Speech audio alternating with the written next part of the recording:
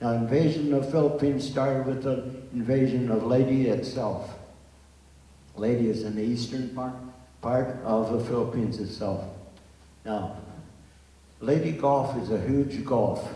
Lots of ships in there. Some of them was having fire support, some supplying troops, some supplying supplies and whatnot. So at that time, I'm steering this 33,000-ton battleship in the middle of a whole bunch of people. Now, fortunately there, well, let me go back just a little bit. In June of 1942 was what they called the turning point of the war. That was the Battle of Midway. 4 of the 6 aircraft carriers that Japan had were sunk at the Battle of Midway itself. A lot of their pilots, a lot of their good pilots were lost right there. That's what they call the turning point of the war. Okay, we're gonna get back to the Leyte Gulf. I'm steering this 33,000-ton battleship. About that time and a little bit before that, Japan were getting a little desperate for pilots. They started something called kamikaze planes. Pilots were trained to take off. Don't worry too much about landing because most of them were not gonna come back. They were trained to take off. I'm steering this 33,000-ton battleship here.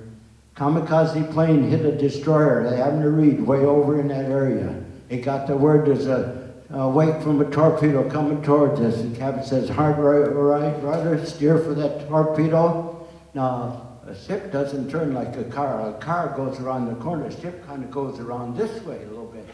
No way I could turn that thing around. You see the wake coming? I see the wake coming through the porthole. I got a hand on the bar over here, the rudder over here, just as hard as I could. Hold on. They passed the word. Watch out, here comes the torpedo. It went right underneath us. Evidently, when the ship was hit, the torpedoes were launched.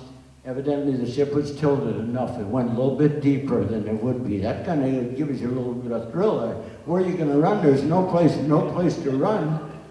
But next invasion was Lingayen Gulf. I watched General MacArthur wading ashore at Lingayen Gulf. That's in the northwestern part of the Philippines itself. By that time, our guns would not shoot straight.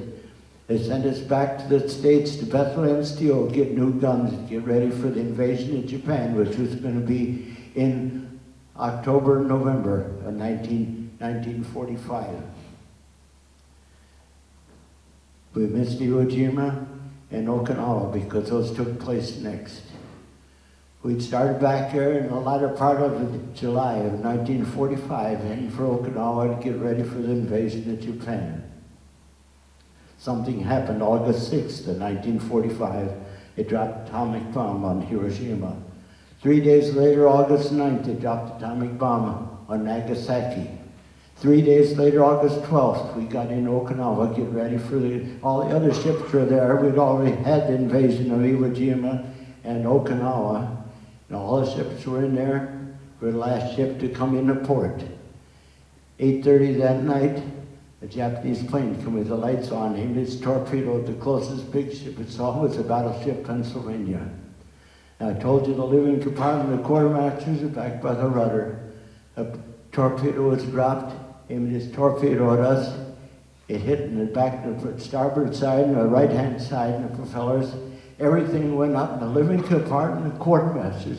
I had 26 quartermasters. I lost 20 of them that night. The next morning, the Japanese asked for peace. They towed us in the shallow ground, so if we sink, we'd just sink in the mud. But we was able to stay afloat. They started towing us back down to Guam to get ready, go back home. In the meantime, they signed a peace treaty in Tokyo Bay. Now, you'll notice there in the one picture there, it shows General MacArthur signing the peace treaty there in Tokyo Bay. You'll notice in behind him, all the officers are not a one of them with a necktie, no ribbons, nothing. General MacArthur says, we worked to get this far. We'll be in a working uniform when we sign a peace treaty. The Japanese delegation wearing top hats and ribbons and medals and all that stuff. I think it was a kind of kickback against the Japanese, or that we were in a working uniform and they're in a top uniform. They towed us into Guam. Meantime, the war is over. They put us in a floating dry dock to get fixed up. We're 608 feet long, so we couldn't get in all the way, but enough that we could get worked on there. Now, when the torpedo hit us, it wiped out the propellers on the starboard side. The battleships have 4 propellers, 2 on each side. One's on the right side, or starboard side, were gone. One on the left side was good, and one was not so good. We started back to the States, coming back to Bremerton, Washington there. On our way back to the States, we started having problems with that one propeller. We stopped the ship, put divers over the side, because all big ships have deep sea divers on them. Put divers over the side. In the meantime, sharks come around the ship. We stopped, we pulled the divers back out of the water, put boats in the water with the Marines on them with rifles, because all big ships had Marines on them also. So we kept the sharks away from the divers while they worked on the propellers. We came back to Bremerton, Washington there. Now they saw what effect the atomic bomb would have on Hiroshima and Nagasaki. Now they wanted to find out what damage it'd have on ships. Now our ship was already damaged, so this is September of 1946 by this time. They decided they're going to have atomic bomb tests with all kinds of ships. The Bikini Atoll, September 1946. They had all kinds of ships. They had Japanese ships, British ships, United States, all different sizes and all, to find out what damage it'd have on ships. They put us in the Bikini Atoll, left the ship there, got off on another ship, put us about 10 miles away. They said, make sure your back is to where they're going to have an air blast first. Make sure you close your eyes, put your eyes over your arm there. I still saw the flash. Now they wanted to find out what damage it'd have on animals. Now I'm a farm boy from Ohio there, so they put me in charge of goats, mice, pigs, and sheep, put them throughout the ship.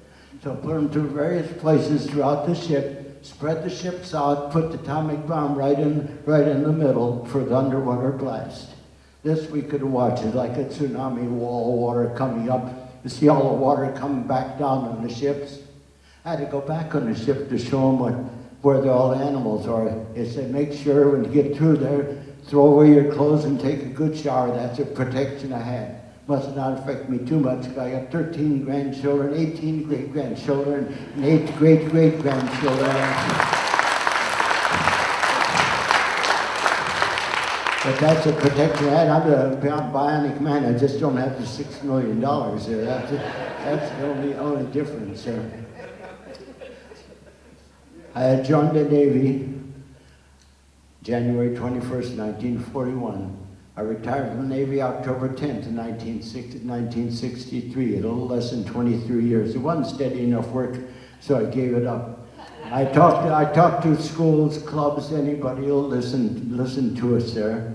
My job on the ship was navigation. They don't need many quartermasters there, navigation on shore, so I did that training that I had in the Navy didn't help me in military use, so